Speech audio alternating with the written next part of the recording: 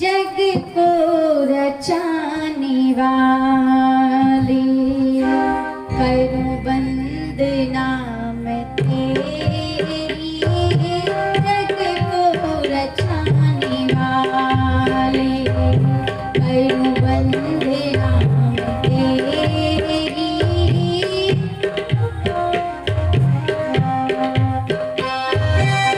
ज्योति स्वरूप तुम हो, ज्योति स्वरूप तुम हो, तम के मिटाने वाले, करूं वंदना तेरी। जग को रचाने वाले।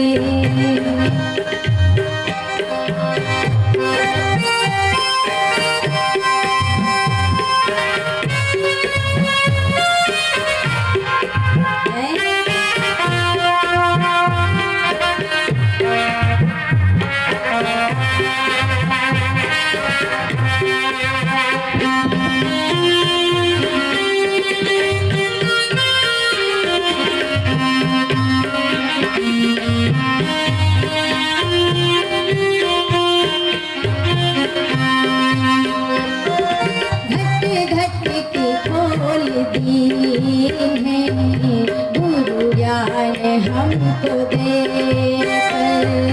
घट घट के खोल दीन है। गुरु ज्ञान हमको दे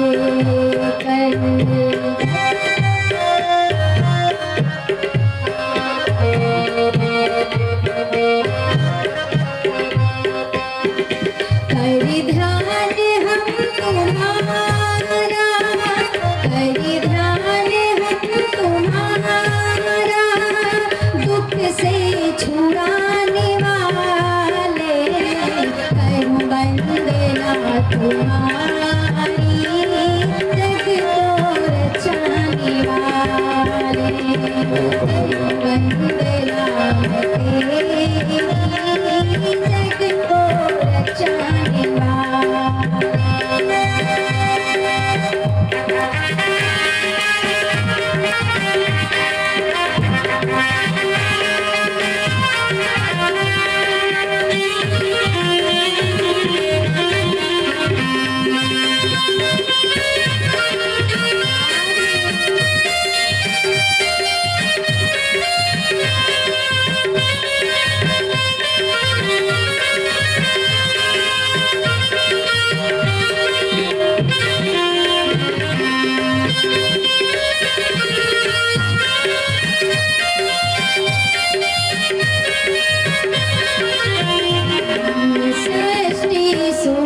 सजीली सिर जी है तुम कैसी, सृष्टि सुभर सजीली सिर जी है तुम कैसी।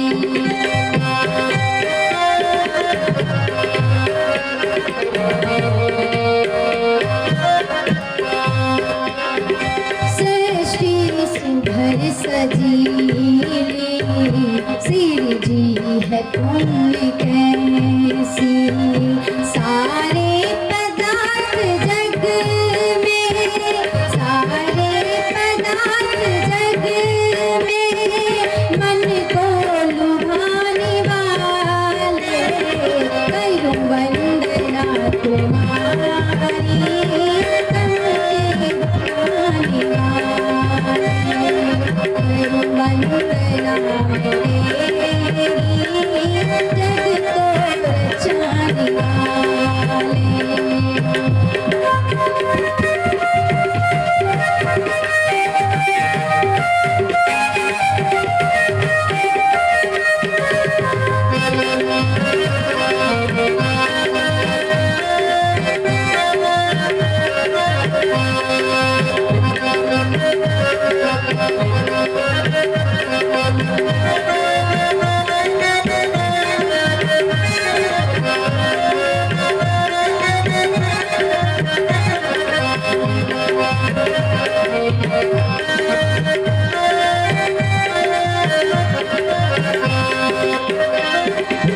आकाश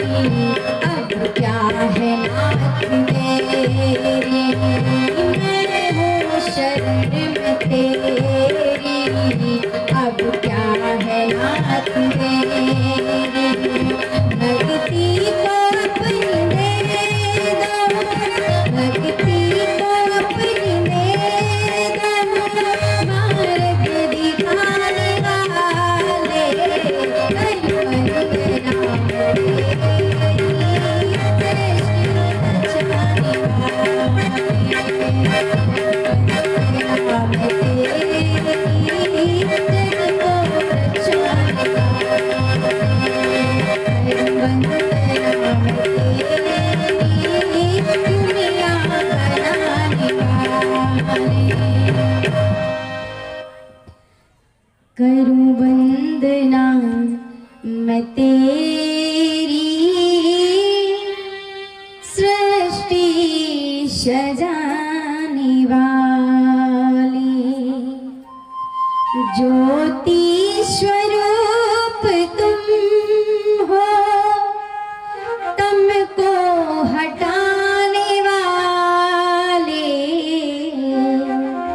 करूं वंदना मैं तेरी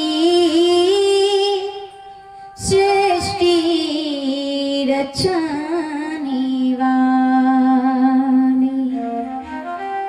बोली श्री वृंदावन बिहारी लाल की।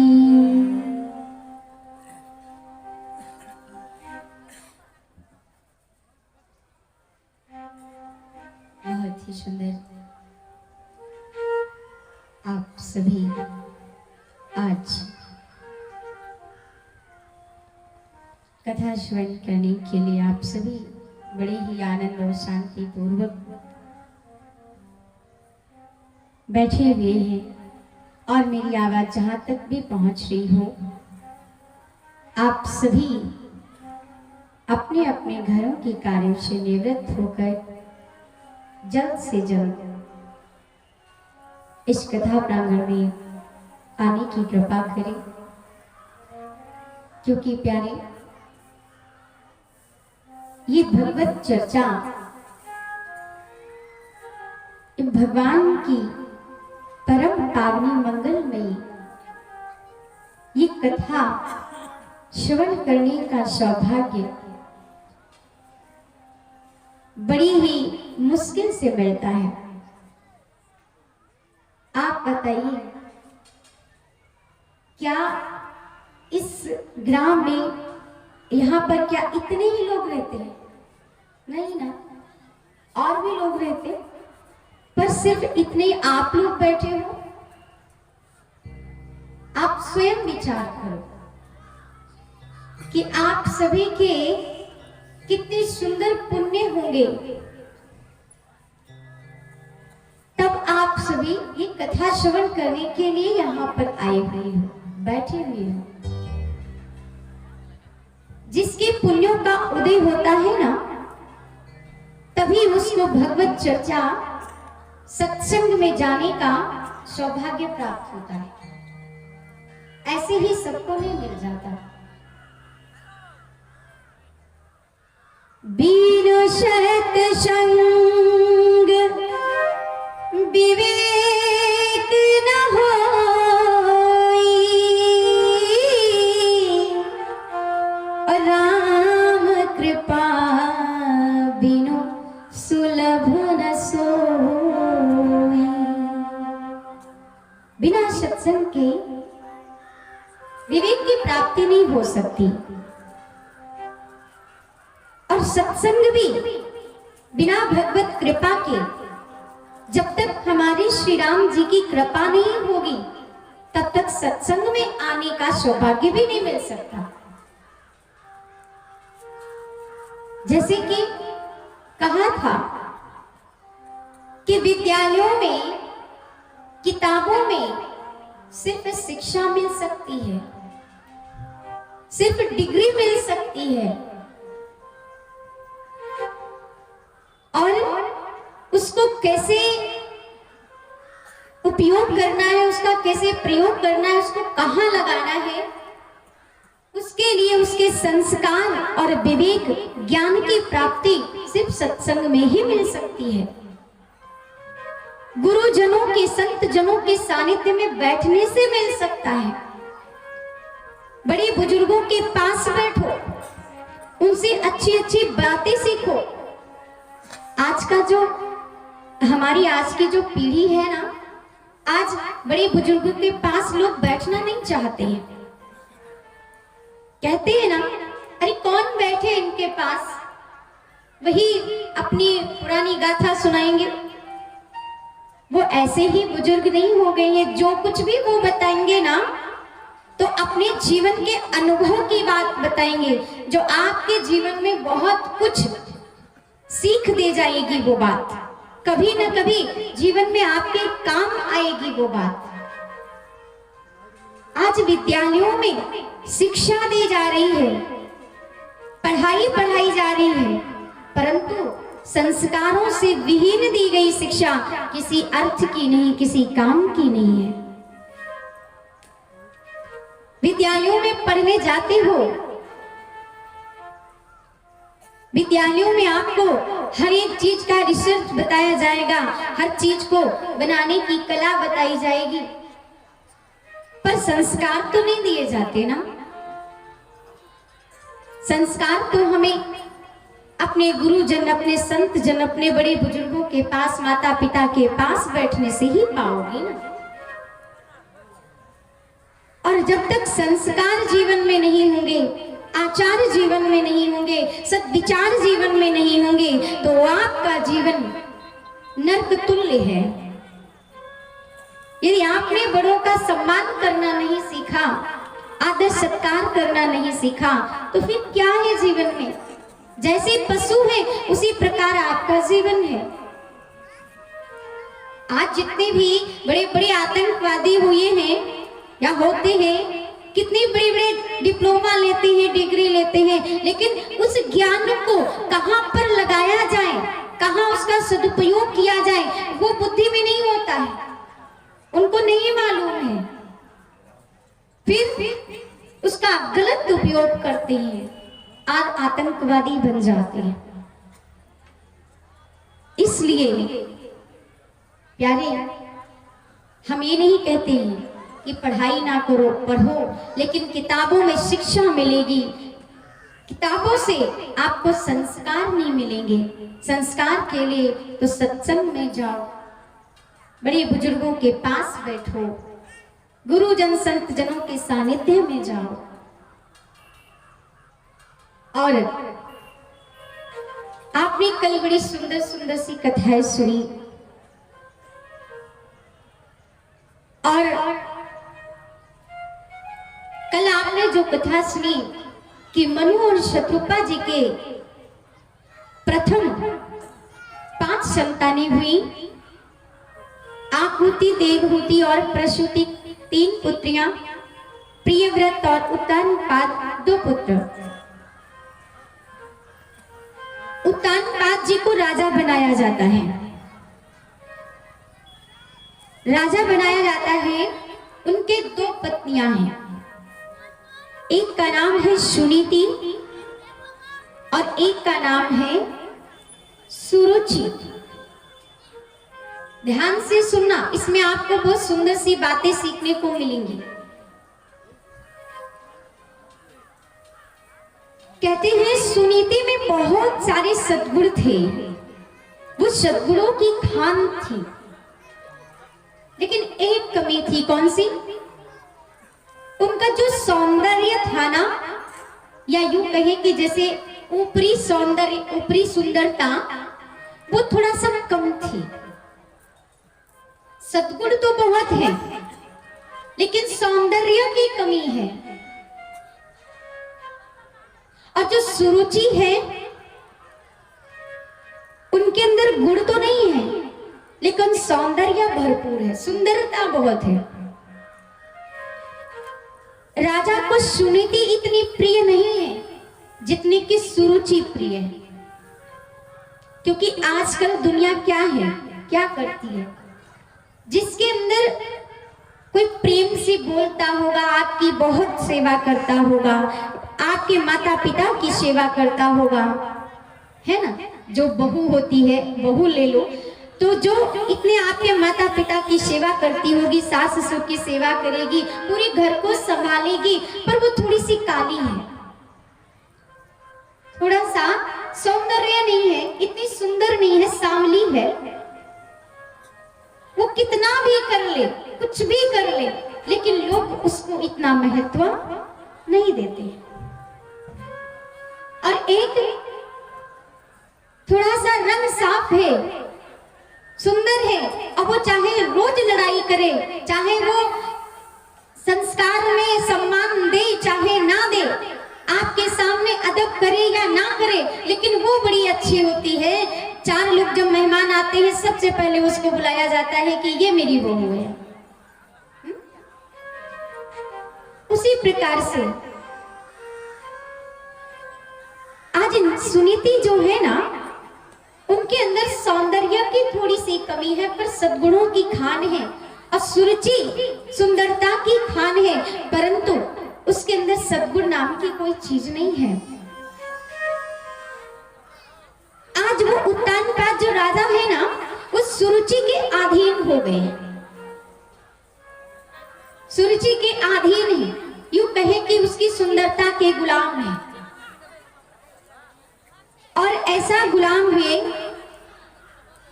कि प्यारे सुनीति को तो सुरुचि के कहने पर घर से ही बाहर निकाल दिया।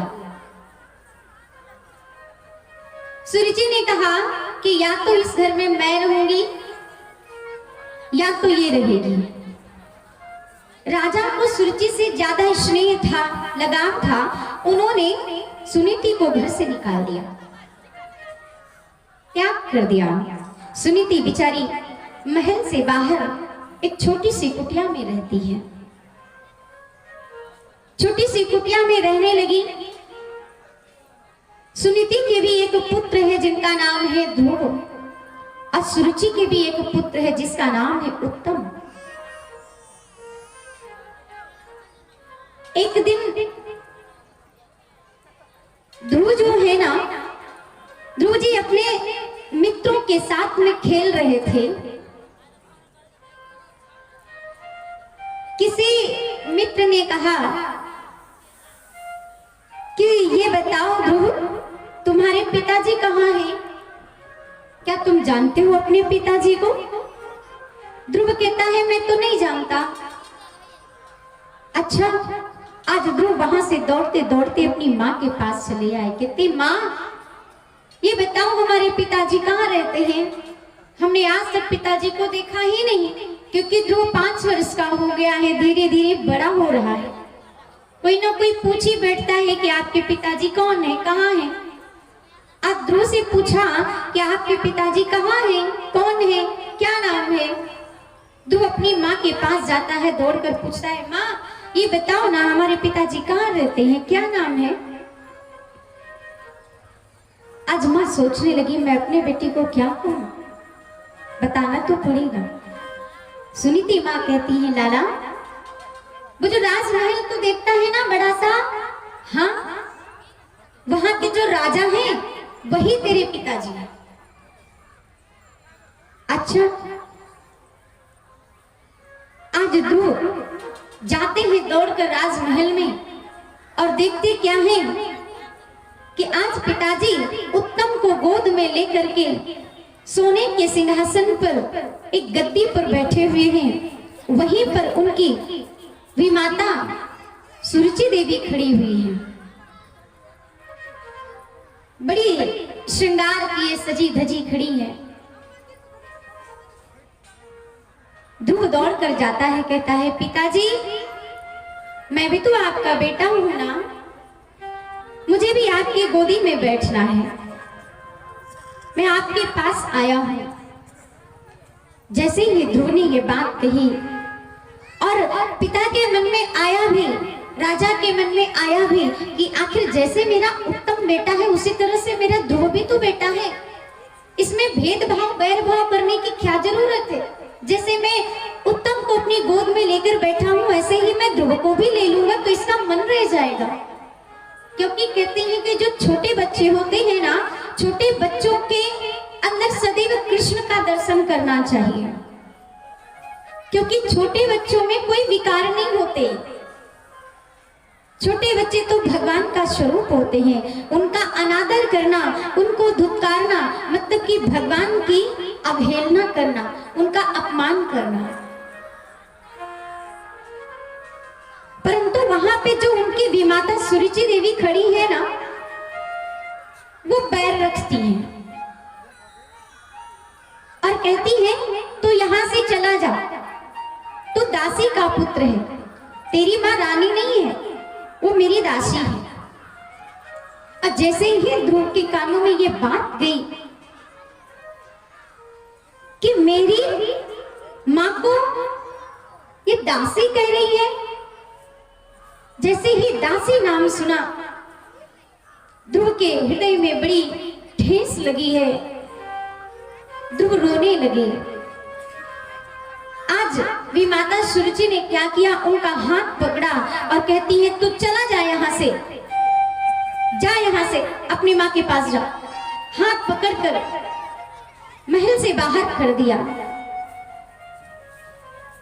ध्रुव महाराज आज रोते रोते अपनी माँ के पास पहुंचे और जब माँ के पास पहुंचे हैं तो माँ से कहती है, माँ जैसे ही आवाज लगाई आज सुनीति मियाँ दौड़ कर चली आई, क्या हुआ, मेरे लाला को किसने मारा, किसने कुछ कहा है क्या, अरे मुझे बताओ।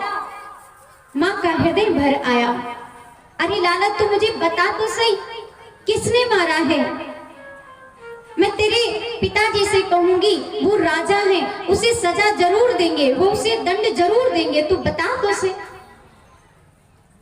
आप ध्रुव कुछ बोल नहीं पा रहे, कहते हैं मैं अपनी अगर माँ से कहूंगा कि राजा के सामने, पिताजी के सामने मेरी विमाता ने मुझे हाथ पकड़कर बाहर निकाल दिया है, तो आज मेरी माँ का हृदय और भी टूट जाएगा, दुखी हो जाएगा, मेरी माँ को कष्ट होगा। ध्रुव कुछ बोल नहीं रहे, कुछ भी नहीं बोलते, बस जैसे ही माँ ने ऐसी मीठी मीठी बातें की ध्रुव जी और रोने लगे। तब तक पास की सखियां आती हैं, कहती हैं अरे सुनीति तुमको पता है ऐसा ऐसा हुआ है, इसीलिए तुम्हारा बेटा रो रहा है। अच्छा, सुनीति कहती है बेटा दुखी मत हो, रो मत, तेरे पिता तो नारायण हैं, तो उनकी गोदी में अगर एक बार बैठ गया ना, किसी के अंदर साहस नहीं है, किसी के अंदर हिम्मत नहीं है जो तुझे नारायण पिता की गोद से तुझे कोई उतार सके। अच्छा माँ वो कहाँ मिलेंगे, तो कहते उनके लिए तो भक्ति करना पड़ेगा, उनके लिए तो तप करना पड़ेगा। तो एक कमरे में एकांत में बैठकर उनका नाम लिया कर, उनका संकीर्तन किया कर, उनकी पूजा किया कर, उनकी भक्ति किया कर। कहते हैं नहीं,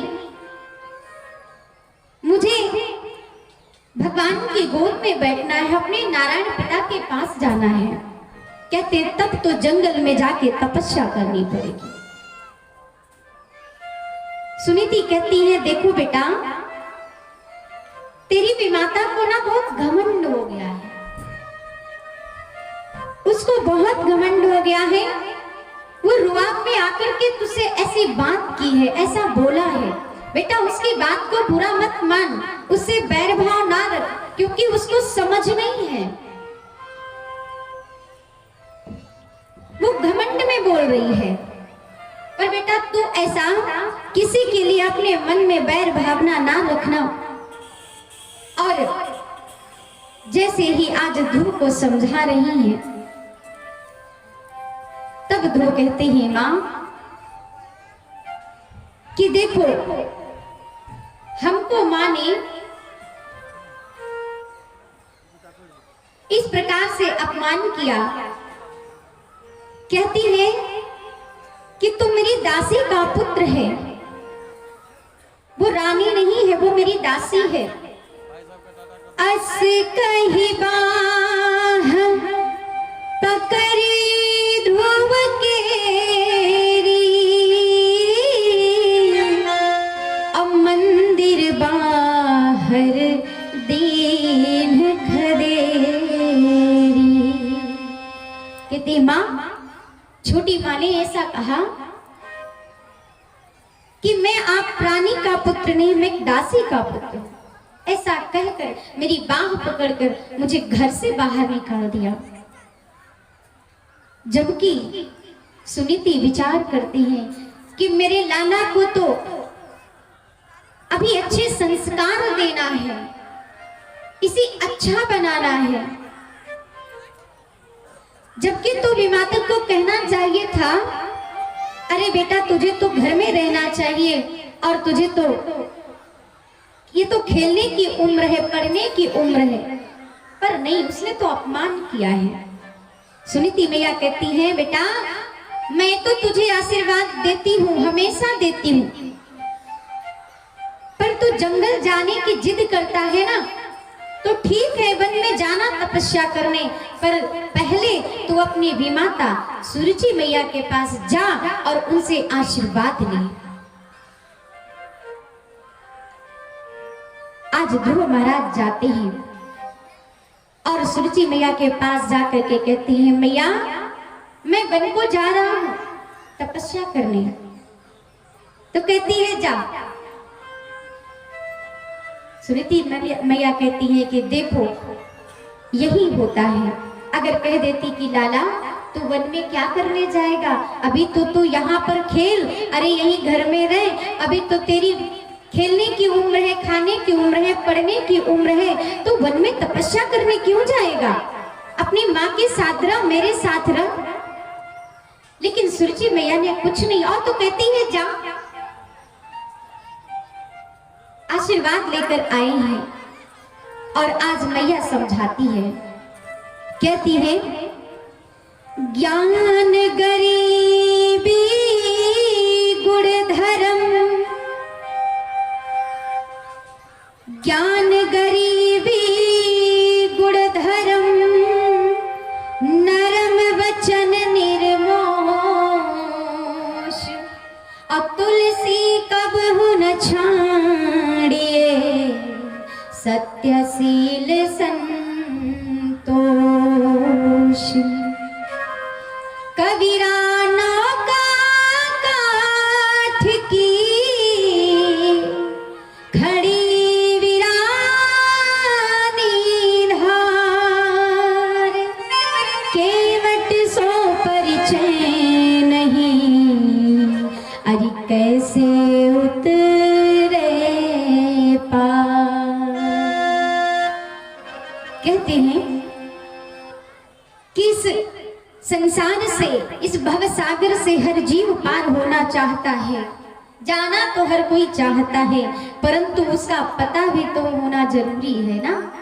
कहीं भी आपको जाना है और यदि वहां का आपको परिचय नहीं पता है तो आप 10 चक्कर उसी घर के लगाओगे और जब तक नाम नहीं पता है तो वापस चले आओगे। और यदि नाम पता है तो जाओगे, किसी से पूछने की भी जरूरत नहीं और सीधे वहीं पहुंच जाओगे। जब तक परमात्मा का परिचय नहीं है तब तक कैसे जाओगे? इस भव सागर से, इस संसार सागर से कैसे पार होगे? तो कहा, बेटा वैसे तेरी माता ने तुझे जो उपदेश दिया है कि जा, तो मैं भी कहती हूँ जा, पर मेरी बात एक सदैव याद रखना कि भगवान की तपस्या करके और जो मनुष्य भगवान की कभी तपस्या नहीं करता, भजन नहीं करता, उसका कभी कल्याण नहीं हो सकता। तू जा रहा है तो जा, भगवान का भजन कर, तपस्या कर। और आलस में कभी अपनी तपस्या को मत छोड़ना। कभी मेरी याद आए तो कभी रोना नहीं, क्योंकि तू अकेला नहीं है। मेरा आशीर्वाद, मेरा प्रेम, मेरा स्नेह सदैव तेरे साथ है और भगवान तेरी रक्षा करेगा। जिसके लिए तू जा रहा है वो हर पल तेरे साथ है, क्योंकि हर मनुष्य आलस में आकर के अपना जीवन यूं ही व्यर्थ गंवा रहा है। आलस कबहू न कीजिए, आलस अरि समझान। आलस क्या है? आरी। आरी जैसे कि एक वृक्ष को काट देती है ना, उसी प्रकार आलस है मनुष्य के जीवन में सबसे बड़ा शत्रु।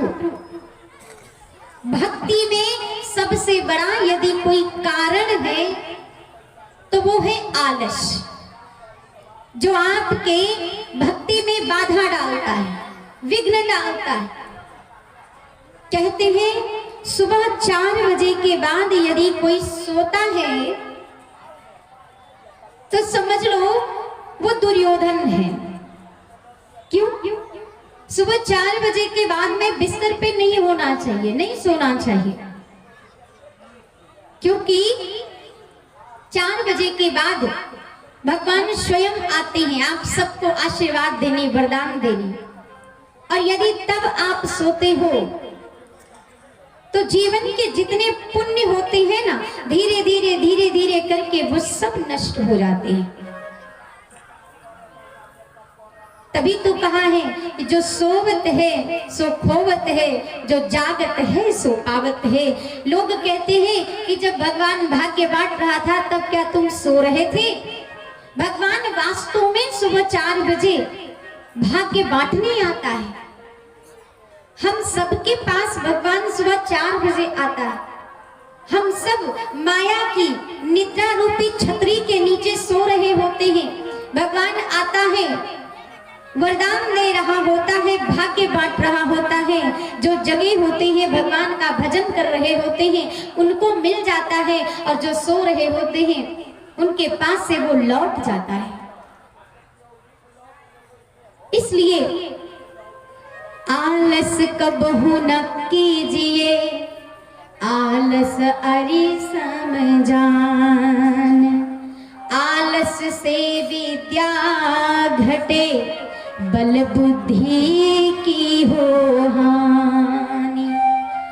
अगर तुम ठान लो तारे गगन के तोड़ सकते हो, अगर तुम ठान लो तूफान का मुंह मोड़ सकते हो। कहते हैं बेटा, आलस में पड़ा हुआ जीव अपने जीवन को यूं ही व्यर्थ गंवाता जाता है, अपनी सांसों को यूं ही व्यर्थ गंवाता जाता है। आलस आरी के समान है जो उसके जीवन को प्रति क्षण प्रति पल काट रहा है। कुछ लोग होते हैं ना, जिनको बोलो कि भैया क्या कर रहे, तो कहते हैं समय काट रहे हैं, समय काट रहे हैं। हाँ, समय काटने की चीज है कि समय सफल करने की चीज है?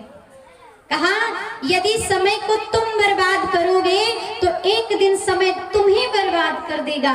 बर्बाद ही नहीं करेगा वरन तुम्हारे अस्तित्व को भी मिटा देगा, क्योंकि समय भी एक दिन आपसे अपना हिसाब मांगेगा। मैंने तुम्हें 24 घंटे दिए और 24 घंटे में तुमने कितना समय सफल किया। आज लोग कहते हैं कि हम बहुत व्यस्त हैं, बहुत बिजी हैं, क्या करें, समय ही नहीं मिलता है। जो कहता है हम बहुत व्यस्त है ना, वास्तव में देखा जाए तो वो व्यस्त नहीं है, उसका जीवन ही अस्त व्यस्त है। कोई टाइम टेबल है ही नहीं, कोई दिनचर्या कार्य की है ही नहीं, समय मिलेगा कहां से। भगवान कहता है मैंने तुम्हें 24 घंटे दिए, क्या कम है? 8 घंटे काम करो, 8 घंटे सो, 8 घंटे भगवान का भजन करो। पर भगवान का भजन तो कहीं यथार्थ रूप से देखा जाए तो 5 मिनट भी कोई नहीं करता होगा। भगवान कहता है यदि मैं 2 घंटे और भी दे दूं ना, तो वो 2 घंटे भी 24 के बदले में 26 घंटे भी बना दो ना, तो वो 2 घंटे भी कहां चले जाएंगे शायद तुम्हें पता ही नहीं चलेगा। क्योंकि आजकल लोग समय को गपशप में काटते हैं, व्यर्थ की बातों में समय को उड़ाते हैं, नष्ट करते हैं, इसलिए समय नहीं मिलता है। अन्यथा देखा जाए तो समय हमारे पास बहुत होता है। इसमें गलती हमारी है, ईश्वर की नहीं है। कहते हैं माता ने जब गोद से दीनों मोहि उतारी, तब ही क्यों न संभारियो मोह करत अब हारी। क्योंकि जैसे ही पिता ने सुना कि मेरा बेटा बन जा रहा है, मेरा बेटा जंगल तपस्या करने जा रहा है, हमसे रुष्ट हो गया है, आज पिताजी अपने राज्य को छोड़कर, महल को छोड़कर दौड़ते हुए चले आए। लाला तू आधा राज्य ले ले पर जंगल मत जा, अभी तेरी खाने की उम्र है, खेलने की उम्र है, अभी तू जंगल तपस्या करने कहाँ जा रहा है। लेकिन ध्रुव जी कहते हैं माता ने जब गोद से दीनों मोहि उतारे, तब ही क्यों न संभारियो मोहि करत अबहार। अब क्यों मोह कर रहे हो, अब क्यों दिखावा कर रहे हो, तब क्यों नहीं मुझे संभाला। इस प्रकार से आज बातें ध्रुव जी कहते मैंने विचार कर लिया, संकल्प कर लिया है कि जब तक मैं हरि दर्शन ना पई हूं तब तक अपना मुख न दिखाई हूं। जब तक मुझे भगवान के दर्शन नहीं होंगे तब तक मैं अपना मुंह दिखाने नहीं आऊंगा। आज ध्रुव महाराज चल देते हैं। आज मैया का हृदय भर गया, सुनीति मैया रोने लगी, लेकिन मुंह फेर ली, कहती अगर मेरा बेटा देखेगा तो ये वापस दौड़कर आ जाएगा। क्योंकि माँ का हृदय होता है, माँ अपने बच्चे को जरा देर के लिए अपने से दूर नहीं रख सकती है। लेकिन ध्रुव महाराज तो आज जंगल तपस्या करने जा रहे हैं।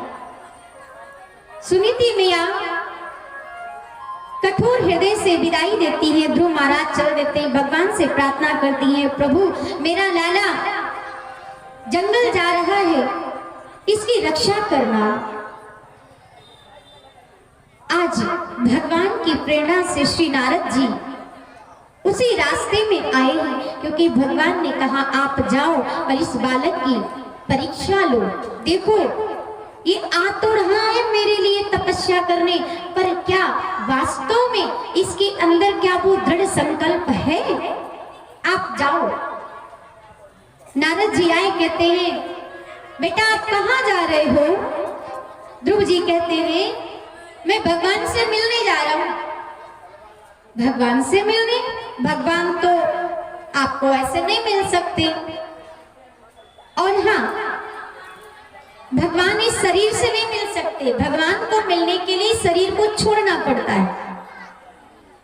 पर ध्रुव जी कहते हैं नहीं, मुझे तो इसी शरीर से मिलना है, मुझे इसी शरीर से मिलना है। भगवान से मैं नहीं मिल सकता, पर भगवान तो मुझसे मिलने आ से, तो कहते हैं अच्छा, या तो कहते मैं मर जाऊंगा या तो भगवान को बुला के रहूंगा, तो दो में से एक काम होगा। इस शरीर से इस जीवन में नहीं मिलेंगे, मैं दूसरा जन्म लूंगा, दूसरे जन्म में नहीं मिलेंगे, तीसरा जन्म लूंगा, पर भगवान से मिलकर ही रहूंगा। नारद जी कहते हैं इसका तो संकल्प पक्का है, भगवान से वास्तव में प्रेम है। अच्छा, कैसे मिलोगे? उसके लिए तो एक मंत्र चाहिए। तो मंत्र देने के लिए आप क्यों हो?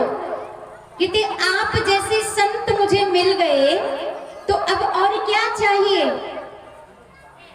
आप जैसे संत मिले।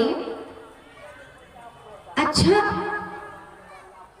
बड़े भाग्य जब जानिए जब मिलने आवे संत, और संतन को मिलनो करे कि सब कष्ट ने को अंत। कहते हैं कि मेरे इतने भाग्य हैं कि मुझे आप मिलने आए हो, और जब आप मिलने आ गए तो फिर अब मुझे और कैसी चिंता? मुझे तो किसी प्रकार की चिंता नहीं है। और आज देवर्षि नारद जी ने एक मंत्र दिया, 12 मंत्र। ओम नमो भगवते वासुदेवाय। कहते हैं बेटा तुम इसका जप करो, इसी से भगवान तुम्हें प्राप्त होंगे। आज देखो संतों का संग ऐसा ही होता है। संतन के संग लाग रे तेरी अच्छी बनेगी, संतन के संग लाग रे तेरी अच्छी बनेगी, संतन के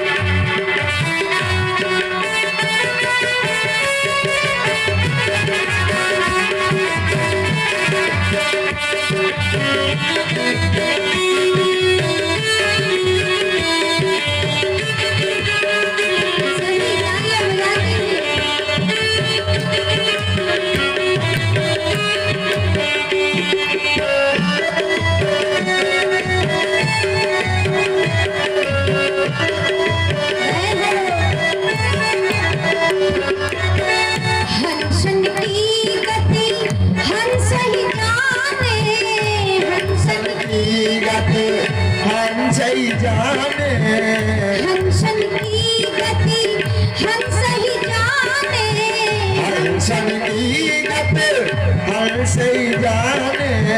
क्या जानेगा कोई कार रे तेरी अच्छी बनेगी, क्या जाने कोई कार रे तेरी अच्छी बनेगी। चंदन के संग लाग रे तेरी अच्छी बनेगी।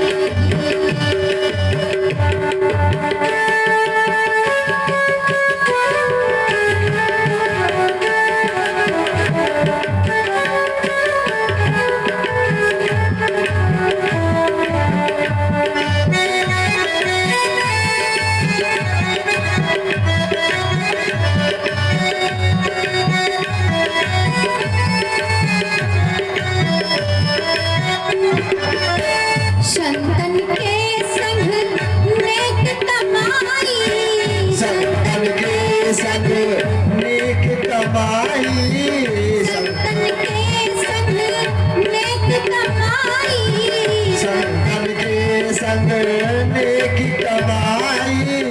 हर सुमिरन बैराग रे तेरी अच्छी बनेगी, हर सुमिरन बैराग रे तेरी अच्छी बनेगी।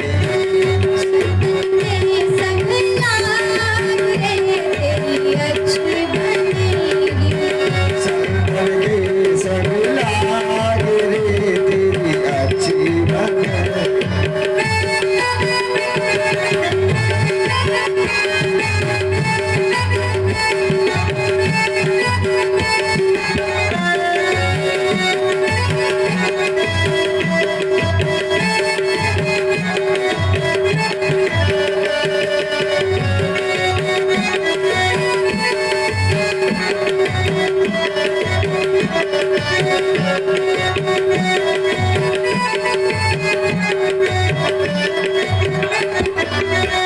कहत कबीर सुनो भाई साधो, कहत कबीर सुनो भाई साधु, कहत कबीर सुनो भाई साधो, कहत कबीर सुनो भाई साधु।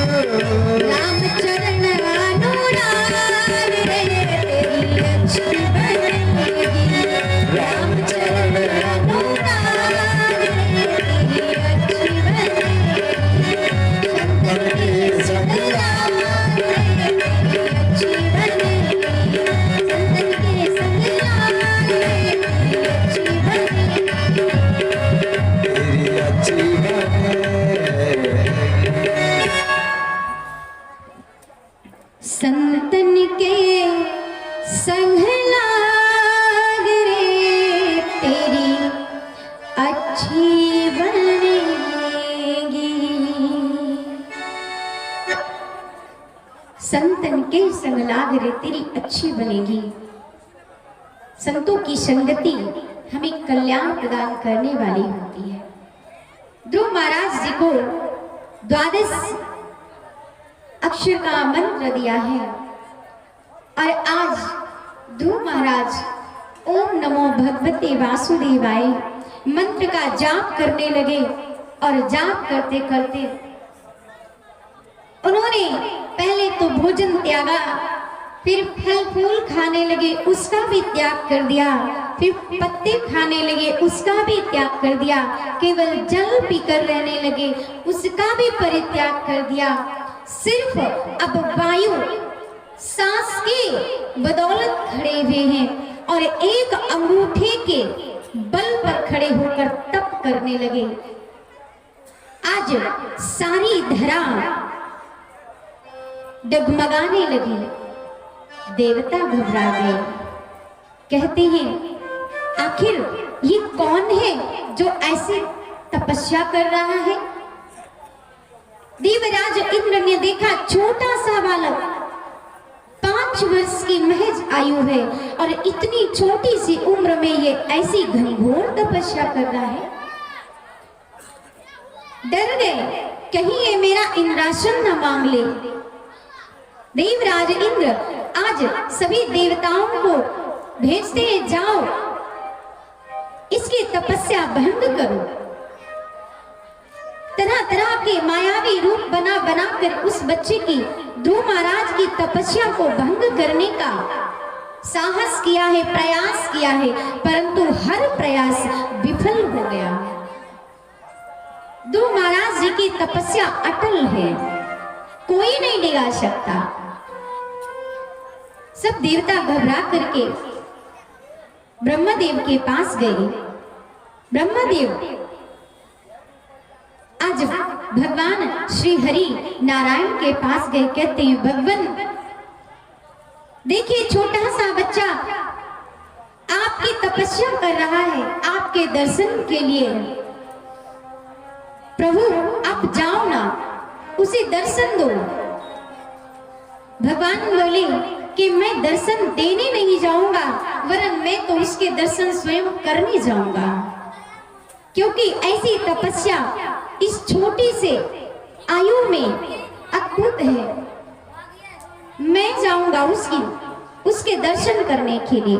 आज स्वयं भगवान श्री हरि नारायण आए हैं, ध्रुव महाराज जी के सामने प्रकट हो गए। ध्रुव महाराज ने जो चतुर्भुज का रूप अपने हृदय में बसाया था, अपने मन मस्तिष्क में बिठाया था कि प्रभु मेरे ऐसे हैं, आज वो छवि अदृश्य हो गई हृदय से, मानस पटल से वो छवि अदृश्य हो गई। ध्रुव जी घबरा गए, अरे ये क्या हुआ? मैंने अपने प्रभु को जिस रूप में बसाया था वो छवि कहाँ चली गई, अदृश्य कैसे हो गई? नेत्र खोले हैं, नेत्र खोले तो वही छवि जो हृदय में थी, जो मन में थी, आज वो छवि सामने तो साक्षात भगवान खड़े हैं।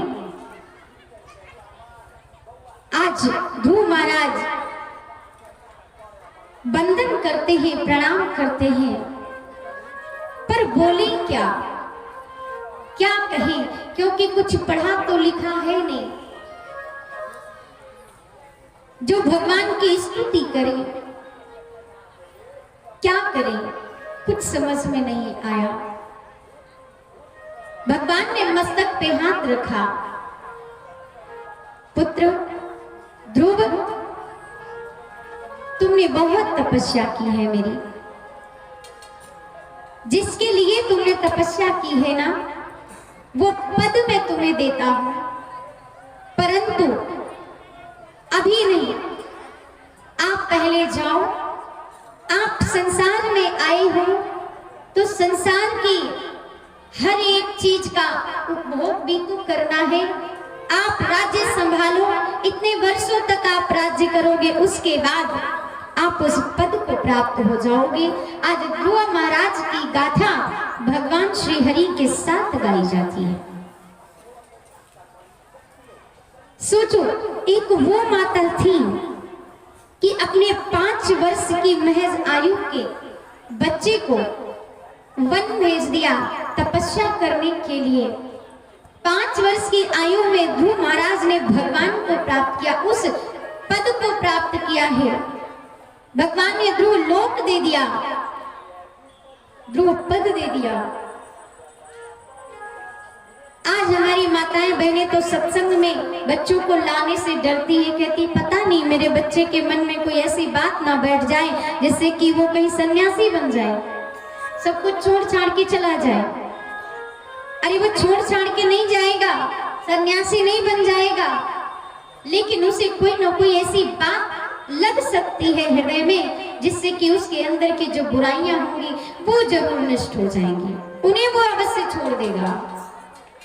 जीवन परिवर्तन होने के लिए जरूरी नहीं है, आवश्यक नहीं है कि वो 4 घंटा बैठकर ही यहाँ पर कथा श्रवण करे, नहीं। जीवन परिवर्तन करने के लिए महज एक बात ही काफी होती है। ध्रुव महाराज आज भगवान के पास खड़े होकर के वंदना किए हैं। दर्शन किए हैं, भगवान ने अपने हाथों से उठाया है, हृदय से लगाया है, गोद में बिठाया है। आइए हम सभी भी, अच्छा ये बताओ कौन कौन चाहता है कि भगवान हमारे साथ रहे? कौन कौन चाहता है भगवान हमारे साथ हमेशा रहे? सब चाहते हो ना? तो लंबे लंबे हाथ खड़े करके और सभी एक साथ मस्ती में झूमते हुए गाएंगे। तेरे संग में रहेंगे ओ मोहना, तेरे संग में रहेंगे ओ मोहना, तेरे संग में रहेंगे ओ मोहना।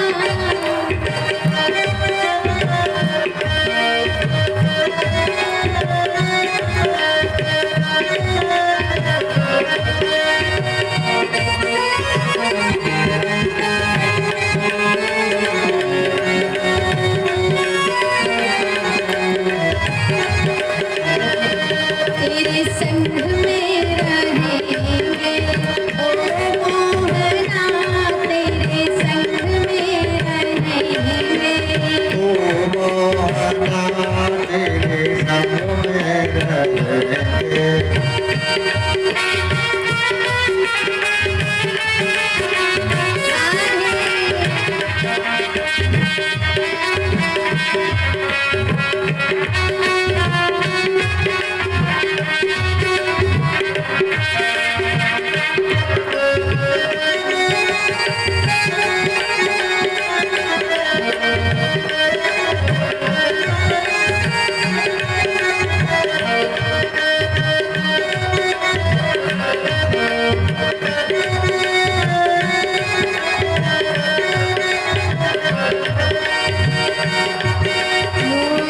तुम चंदन बनो हम पानी बने, तुम चंदन बन हम पानी बन।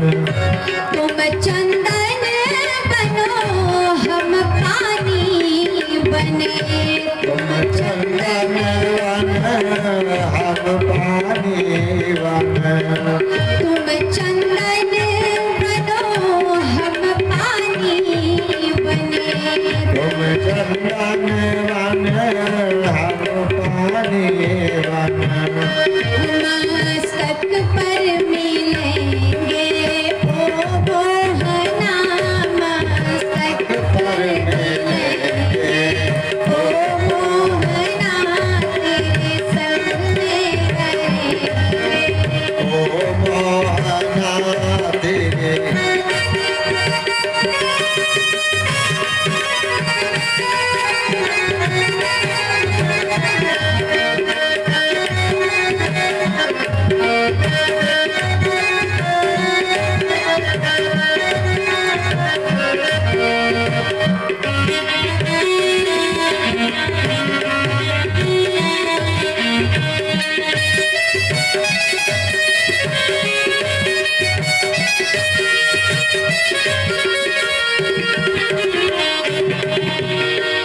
राधे। तुम प्रभु फूल बनो हम धागा बने, तुम प्रभु फूल बनो हम धागा बने। तुम प्रभु फूल बनो हम धागा बने, तुम प्रभु फूल बनो हम धागा बने। तुम प्रभु फूल बनो हम धागा बने, तुम सब फूल बनो हम धागा बने। तुम प्रभु फूल बनो हम धागा बने, तुम सब फूल बनो हम धागा बने। माला में मिलेंगे ओ मोहना, माला में मिलेंगे ओ मोहना, माला में रहेंगे ओ मोहना।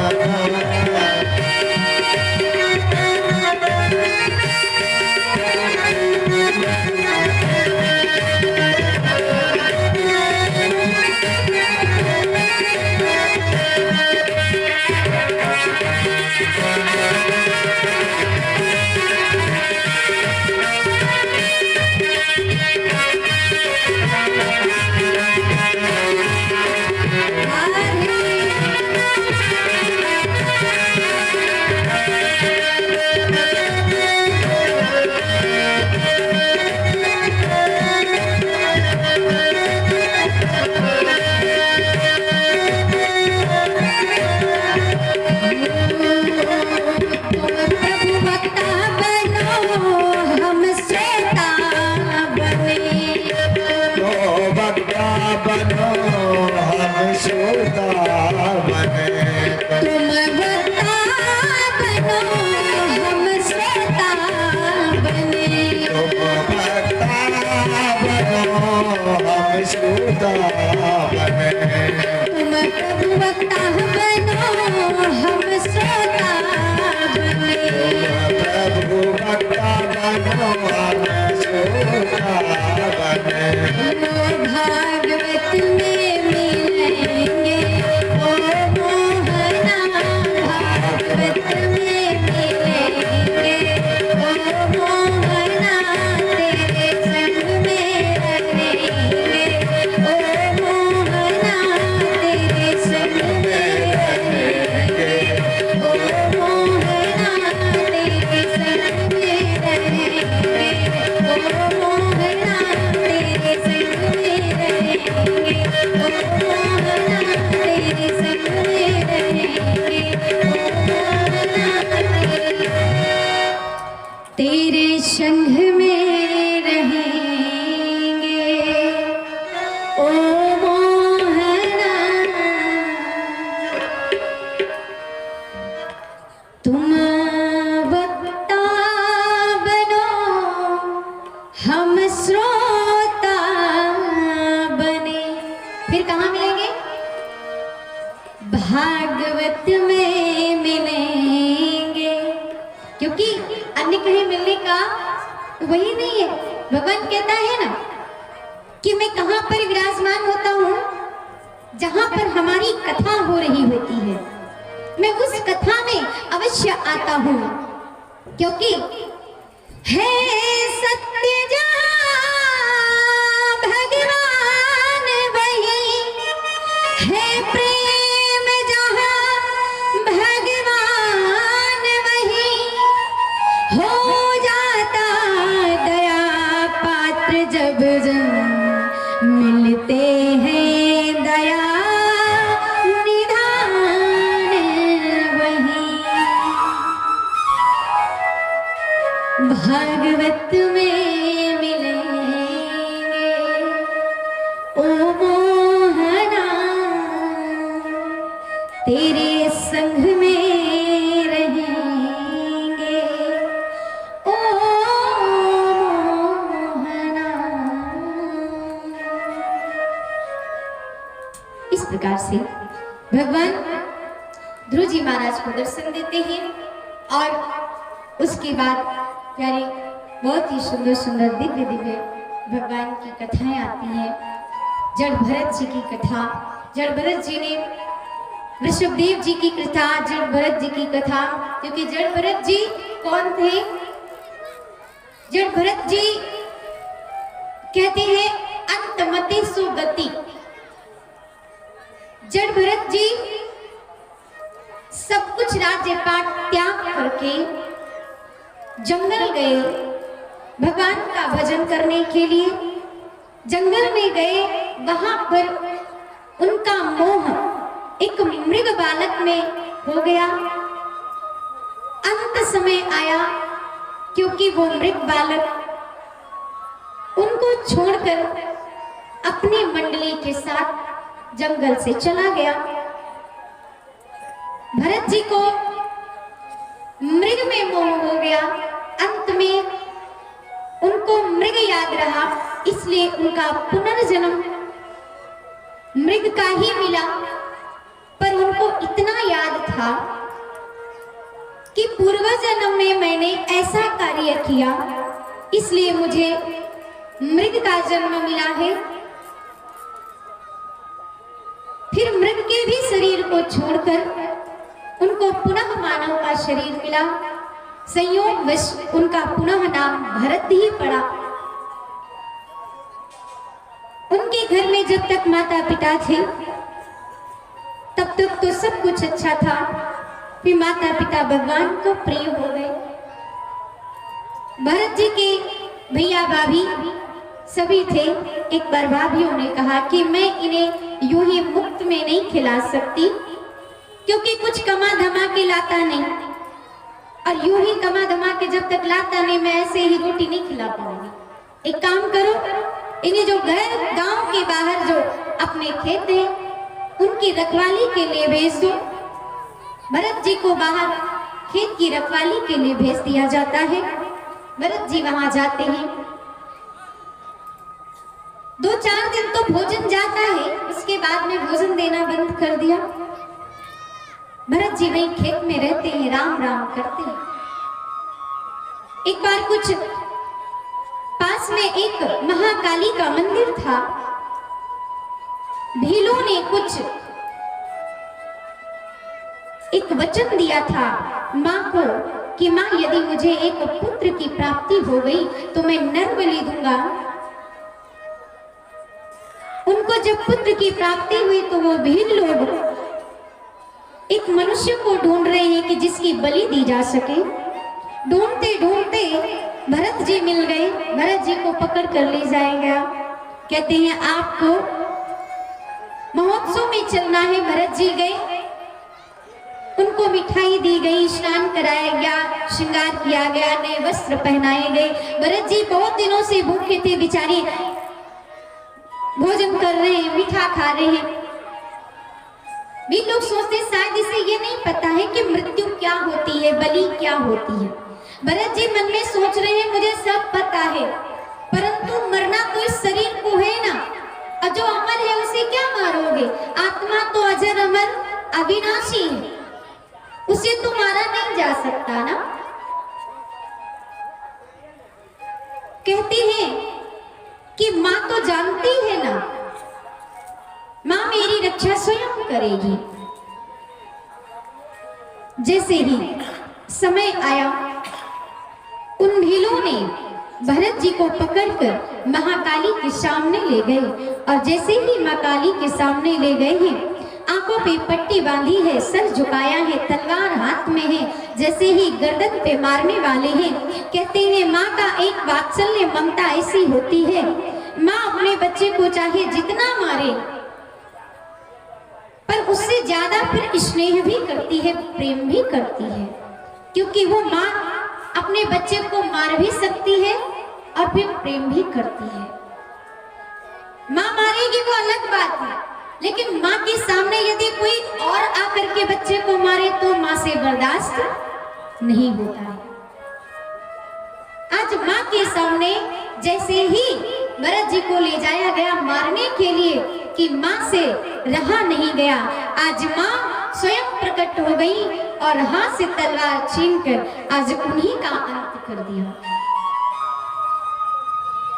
और भरत जी के प्राण बचाए, भरत जी के मस्तक पे हाथ रखा, सद्बुद्धि प्रदान की। अब भरत जी ज्ञानी हो गए तो इसका ये मतलब नहीं था कि भरत जी जाएं अपने घर में भाइयों से हिस्सा मांगे या ये कहें कि मेरा सब बांटो, आधा आधा करो, ऐसा कुछ नहीं है। भरत जी खेतों में ही रहते हैं, राम राम करते हैं और भगवान का भजन करते हैं, रखवाली करते हैं। एक बार उधर से ही रघुगढ़ की सवारी जा रही थी। रघुगढ़ राजा कपिल मुनि के आश्रम जा रहे थे अपने गुरुदेव जी से मिलने के लिए। उसी रास्ते से सवारी निकली है। आज उसमें से कोई सैनिक बीमार पड़ गया, कुछ अस्वस्थ हो गया। तो राजा कहते हैं जाओ देखो आसपास कोई यदि मिल जाता है तो उसको लेकर आओ, उसकी मेहनत का धन हम दे देंगे। उसे कह दो कि मेरी पालकी मेरे गुरु के आश्रम तक पहुंचा दे। सैनिक जाते हैं ढूंढने के लिए तो भरत जी बैठे मिल जाते हैं। भरत जी को लेकर आते हैं, कहते मेरे राजा की सवारी जा रही है, पालकी जा रही है, गुरु के आश्रम तक ले जाना है, चलो तुम्हारी मेहनत का धन तुम्हें दे दिया जाएगा। भरत जी जाते हैं, पालकी उठाते हैं, कंधे पे रखते हैं, विचार करते हैं कि कितनी बार मैं राजा बना होऊंगा, कितनी बार लोगों ने मेरी पालकी को कंधे से रखे होंगे, पर आज देखो ये हमारे कर्म की प्रारब्ध है कि मुझे स्वयं राजा की पालकी अपने कंधे पर रखना पड़ रहा है, क्योंकि हर चीज हमारे पूर्व जन्म के कर्मों के प्रारब्ध से ही प्राप्त होती है। रिश्तेदार, हर पड़ोसी अड़ोसी नातेदार, भाई बंधु, माता पिता, पति पत्नी, सब हमारे कर्मों के ही प्रारब्ध से प्राप्त होते हैं, मिलते हैं। किसी को तुमने बहुत दुख दिया होगा, वो इतना तुम्हारे समीप के रिश्ते, इतने करीब रिश्ते में आएगा ना, वो अपना वही बदला चुकतू करेगा। कहीं बेटा ही बनकर आता है तो क्या माता पिता कहते हैं ऐसा मेरा बेटा करेगा, मुझे बिल्कुल विश्वास नहीं होता। कहने में शर्म आती है कि मेरा बेटा ऐसा कार्य कर रहा है। आपके इतने करीब रिश्ते में वो आया है ना, जिससे कि आपको पदम गुणा करके आपको कष्ट मिल रहा है, क्योंकि तुमने कभी उसे कष्ट दिया होगा, दुख दिया होगा। इसीलिए आपके कर्म की प्रारब्ध के अनुसार वो आपका पुत्र बनकर आया, जिससे कि आपको और अत्यधिक पीड़ा मिले, कष्ट मिले। और आज भरत जी यही विचार कर रहे हैं कि देखो आज मैं ये पालकी लेकर जा रहा हूं और सामने ये देखते हुए जा रहे हैं कि कहीं मेरे पांव के नीचे कोई कीड़ा मकोड़ा पड़कर मर ना जाए, क्योंकि श्री सुखदेव मुनि महाराज कहते हैं राजन, प्रत्येक दिन जीव से 5 तरह की हिंसाएं रोज होती है, रोज, जिन पर कभी भी जीव विचार नहीं करता है, मनुष्य विचार नहीं करता है।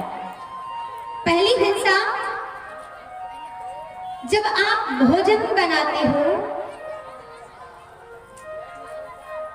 जो आप आग जलाते हो, आग जब जलाते हो तो चूल्हे में पता नहीं कितने सारे जीव जंतु कीटाणु जलकर मर जाते हैं। उस लकड़ी में, उस कंडे में कितने सारे जीव मर जाते हैं, वो तो एक हिंसा हो जाती है। और दूसरा, जब आप झाड़ू लगाते हो, जब साफ सफाई करते हो, तो कितने सारे कीड़ा मकोड़ा जीव जंतु मर जाते हैं, दूसरी हिंसा। और तीसरा पाप, जहां पे जल होता है, जल में रहने वाले कीटाणु कितने मर जाते हैं, ये पाप होता है। और जब अनाज को पीसा जाता है, बनाया जाता है, तब कितने सारे जीव जंतु मर जाते हैं। कहते हैं कि चूल्हा चौका करने से 5 तरह के पाप ये प्रतिदिन मनुष्य से होते हैं, जिन पर मनुष्य कभी ध्यान नहीं देता है। ये तो अनजाने में प्रत्येक दिन पाप हो रहे हैं। आज भरत जी भी पांव उठा उठा करके चल रहे हैं, कभी तो एकदम कूद जाते हैं, आगे हो जाते हैं, कभी दाएं कभी बाएं, कभी हंसने लगते हैं, कभी रोने लगते हैं। राजा को चोट लग रही है। जब राजा को चोट लगती तो राजा को क्रोध आता है, कहता है कि किसको पकड़ कर ले आए, कैसे चल रहा है, मेरा सर ऊपर टक्कर लग रही है, चोट लग रहा है मेरे सर में। सैनिक कहते पता नहीं, देखने में तो पागल लग रहा है, कभी तो हंस देता है, कभी तो रोने लगता है, कभी तो कूद कर आगे हो जाता है, कभी तो पीछे हो जाता है। राजा कहते हैं अच्छा ठीक है, तुम चुप रहो, हम इस पर नजर रखते। रघुगण आज पालकी से ऐसे देख रहे हैं, देखो जरा क्या करता है। आज देखते हैं कि वो कीड़े मकोड़ों को बचा बचा कर चल रहा है। कहीं पे मर गया तो रोने लगते हैं, बच गया तो हंसने लगते हैं। एक बात तो ऐसा भरत जी कूदे कि पालकी कंधे से सीधे जमीन में दिखाई दी। वो राजा पालकी में से बाहर गिरे। जब बाहर गिर गए, हाथ में तलवार लेकर खड़े हो गए। इतनी देर से मुझे कष्ट हो रहा था, लेकिन अब तो हद हो गई। मैं पालकी से बाहर, अब मैं तुम्हें नहीं छोड़ूंगा, मैं तुम्हें सजा दे के रहूंगा। भरत जी कहते हैं अगर आज मैंने इस अभिमानी राजा को, आज यदि मैंने इसे ज्ञान नहीं दिया, तो मेरे सद्ज्ञान प्राप्त होने का कोई अर्थ नहीं है। भरत जी ने रघुबर राजा को संदेश दिया है, उपदेश दिया है। संत मिलन को जाई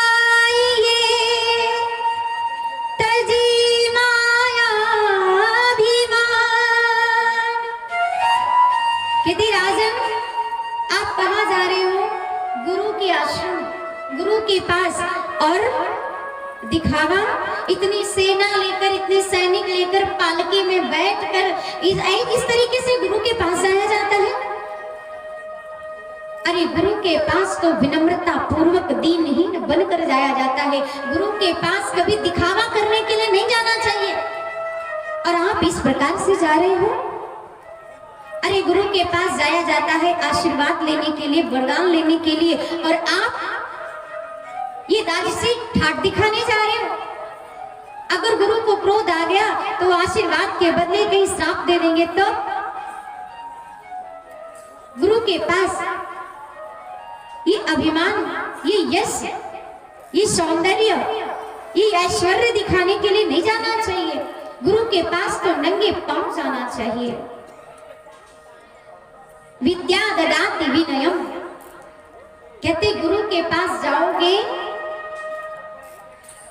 और गुरु आपको आशीर्वाद देगा, वरदान देगा, आपके पास विद्या आएगी, और जब विद्या आएगी तो विनय आएगी, विनम्रता, विनम्रता से जाओ गुरु के पास। आत्म तत्व क्या होता है, ब्रह्म तत्व क्या होता है, बड़े सुंदर उपदेश दिए हैं। और उसके बाद में बड़ी सुंदर कथा आती है अजामिल जी की। राजा परीक्षित जी पूछते हैं, कहते हैं क्या कभी ऐसा हुआ है कि कोई बहुत ही पापी व्यक्ति हो और वो पापी व्यक्ति ने कभी जिंदगी में कुछ अच्छा कार्य किया ही ना हो और अंत में उसे भगवान का धाम मिल गया हो? कहते हाँ हुआ है। कौन था? तो कहते हैं अजामिल नाम का एक ब्राह्मण था जिसने जीवन में कभी कुछ पुण्य किया ही नहीं। वो तो लूट, चोरी, हत्या बस सिर्फ यही किया करता था। जीवन भर पाप किया था और पाप करने के बाद उसने तो वैश्याओं को अपने घर में लाकर रखा था। एक बार संतों की टोली आई और संतों की टोली गांव में जब आई